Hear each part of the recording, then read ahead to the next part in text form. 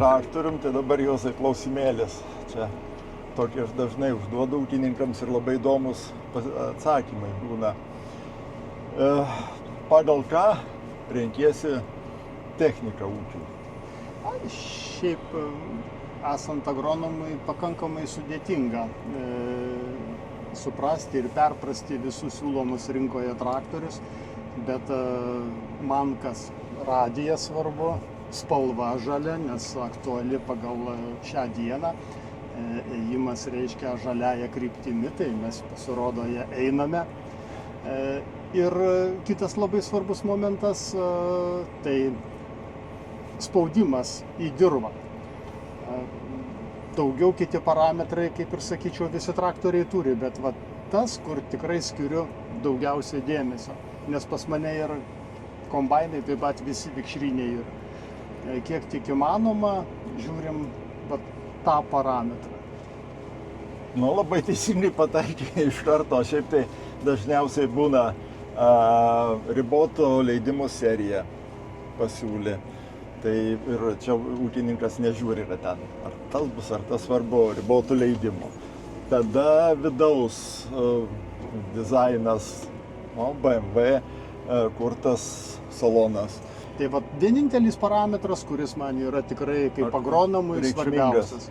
Birželis tai yra produktyvumo augalų formavimosi mėnuo.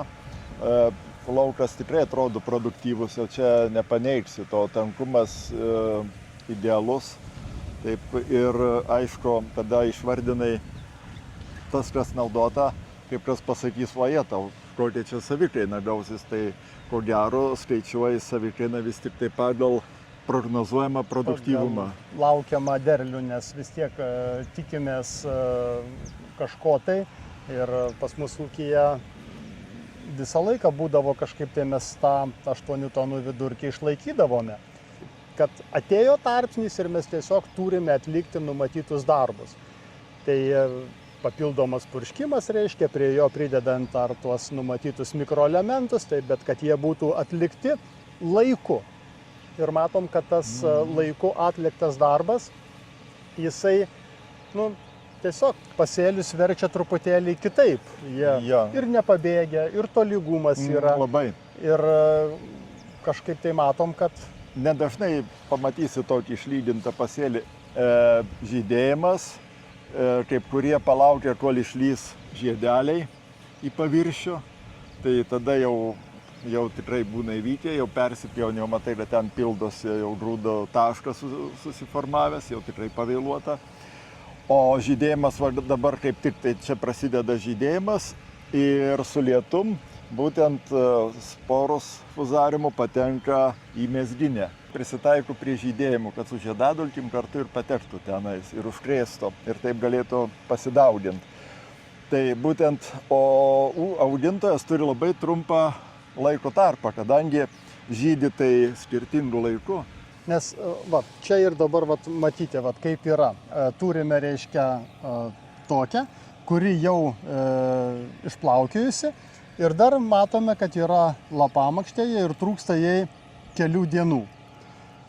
Bet ir šita, dar aišku, šiandien dar labai nepalankius orus turime šiandien ir rytoj, tai tuoj pat per vidurį jau pradės rodyti ir pirmosius, reiškia, kokelius išmes į paviršių, kurie dar yra. Tada bus užsimezgęs taškas. Jie dar yra, matome viduje, dar pasislėpę, bet čia trūksta dienos dviejų ir tikrai jau jie bus viršuje. Pagrindinė, centrinė, kadangi vis tiek pagrindinis derlius pastatytas yra ant jų. Ir laukti, kada išlys iš plaukios tos pridėtinės, tai bus per vėlų pagrindiniam purškimui. Rytoj baigėsi lietus ir rytoj, kaip ir minėjau, tą mišinuką mes taisome ir važiuojame ir atliekame purškimus. Tai tas iš tikrųjų užtikrins apsaugą prieš fuzariozę, nes prieš septoriozę atliktus darbus matome, kad ant apatinių lapų buvo pradėjusios jau kabintis ligos, bet visgi atlikus stiprų purškimą 1,5 litro univokom, matome, kaip yra apdžiovinti ir Jo, švarus Jie nuo yra pačios. švarūs nuo pačios. Už tai matome, reiškia, stiebelis švarus, viršutiniai lapai taip pat yra švarūs. Bet vieną azotų derliaus tai nesukursi. Iš tikrųjų taip, mes aišku labai stipriai šitiems laukams, tai aišku pirmi metai jau buvo iš rudens, kada pradėjome atidavinėti ir laukus kalkinti palaikomąją normą po 350 kg į hektarą. Iš rudens po sėjos buvo atiduota, nes pas mus laukai yra rūgštėjantis. Ir visą laiką, reiškia, dirbome ant padidintų azoto normų. Šįmet visas azotas yra iki 200 azoto, tai yra veikliai į hektarą. Fosforas savo ruoštų atiduota, fosforo mes tiek pernai, tiek ir šįmet ruošiamės 50 kg į eilutę susiejamai atiduoti ir toliau darome purškimą per lapus iš rudens ir pavasarį. O dabar, tai dar po purškimo fungicidinio prieš fuzariozę, kaip minėjau, kai užsipildys per vidurį, reiškia, pilnai grūdai, tik užsipildo su ta diena, važiuojame ir purškiame kalio ir mūsų turimo 23-33 sudėties po 2 kg vienos ir kitos trąšos. Nes azotas augaliai yra, bet kad jį išjudinti ir kad jis judėtų po visą augalą ir pasiektų sėkmingai besiformuojantį grūdą, reikalingas kalis. Kalis yra pas mus 0,050 plus 45 sieros, tai su siera jisai iškart aktyvina baltymų sintezę. Aišku, fotosintezė savaime, aišku, gaunasi stipresnė, aktyvesnė, bet tuo pačiu ir baltymų sintezė. Tai su tuo purškimu mes ne tik, reiškia, norime pastambinti grūdą, bet jeigu dar baigiantis pildytis, reiškia, ten 3. ar 4. grūdui, mes galime tiesiog išprovokuoti, ir negalime, o taip ir atsitinka, išprovokuojama pilnesnis varpos užmezgimas. Padidiname net ir grūdų skaičių varpoje, jų stambumą ir kokybinius parametrus. Nieko neprikipsi, tai tokius gal tik tai ir Danijoje, ir mačiau tokį tolygumą. Aišku, ir per Lietuvą važiuojant, matai tokių, bet... Tikrai yra ir turim daug laukų, bet vėlgi, kaip sakoma, turi atlikti visus darbus laiku ir teisingai ir tada pavyksta. Jo, čia prasidedant jau nuo sėjos, kai pradedi.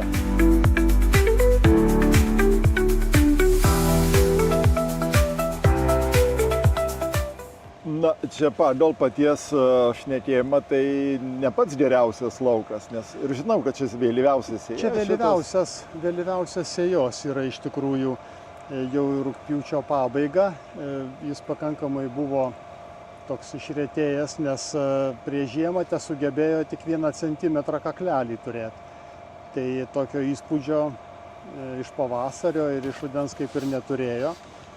Azurytė veislė ir aš visą laiką kažkaip tai į tą prancūzišką veislę žiūrėdavau taip pakankamai skeptiškai, nes žiemojimo ypatybės jam vis pakeisdavo. Šiaip jos yra derlingos ir orientuotos būtent į derlių, bet mūsų žiemojimo sąlygos visą laiką vis sakydavau, kad gali pakišti koją, bet paskutiniais metais auginu vien tik RGT selekcininko veislės ir šįmet pasirinkome azurytę, tai viena iš jų naujausių veislių, šįmet bus dar ir papildomos, bet kiek dabar žiūrime ir kituose regionuose, jinai kažkaip tai tikrai nenuvilia ir matom, kad ir šių metų, bent jau dabar, potencialą, vizualinį potencialą turi pakankamai stiprų, tai lauksime, aišku, kūlimo.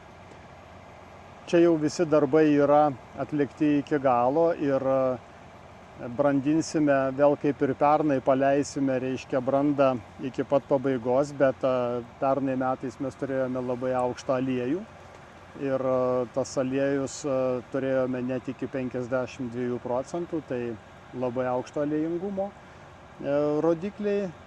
žiūrėsime, kaip atrodys šįmet, bet svarbiausia neskubėti purkšti glifosatais ir kad paankstinti brandą. Rapsas daug yra geriau, kai branda pasiekia savaime, pradedame pradžioje kulti kviečius, o tik vėliau grįžtame prie rapso.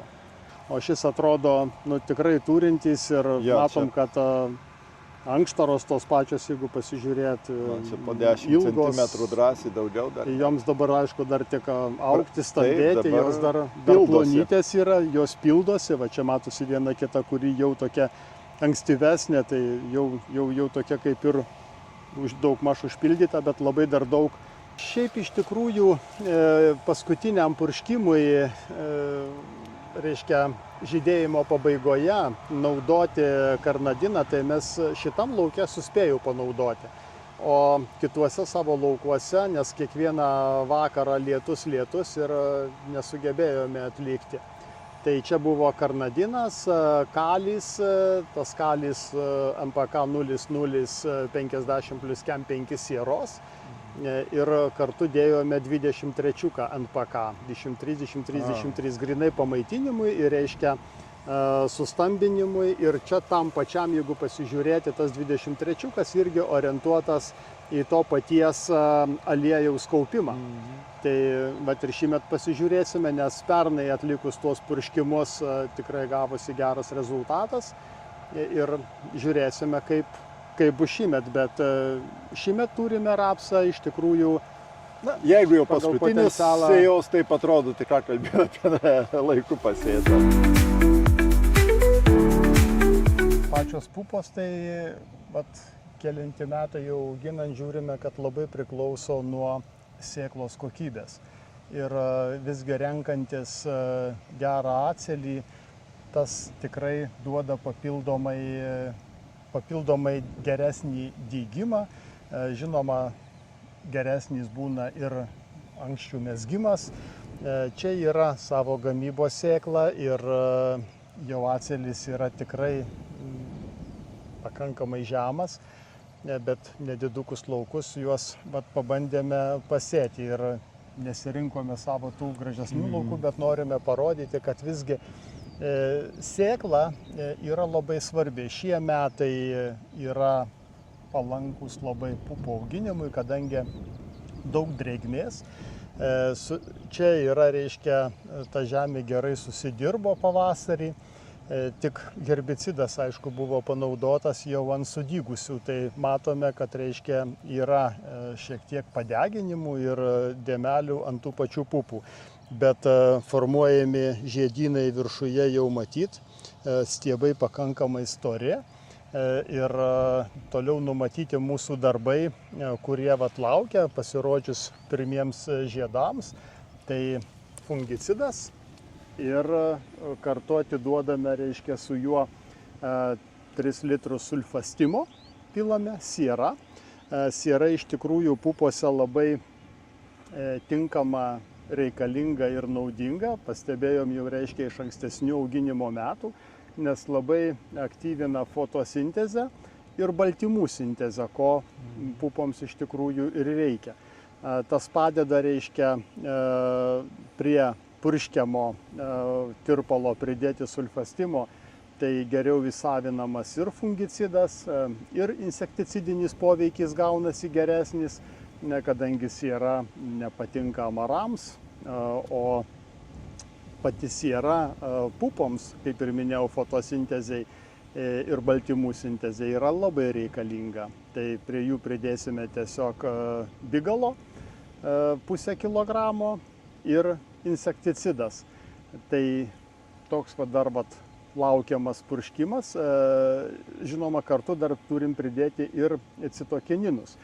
Tai šitą sieros panaudojimą, tai mačiau tik tai Vokietijoje ir po to pas patį. Pupom pasirodo jos iš tikrųjų labai svarbu ir sustiprina patį augalą, nes jeigu tai pasižiūrėti, kur tik jeigu būtų silpnas augalas, iškart įpultų amarai. Tai vien tik po sieros panaudojimo, bet, kaip sakau, 1 litras, tai čia yra tik jeigu nori parduoti bet jeigu nori gauti efektą, tai mes naudojame ir pas save purškiame 3 litrus. Visose pas save pupuose ir apsuose mes naudojame kletodimą, veikliąją medžiagą, tai yra Centuriono arba kiti prekiniai ženklai, bet veiklioji medžiaga kletodimas. Ir reiškia laukuose esančios miglės, kuriomis sunku reiškia sukovoti ir atsikratyti, nes po to eina jų kviečių pasėliai.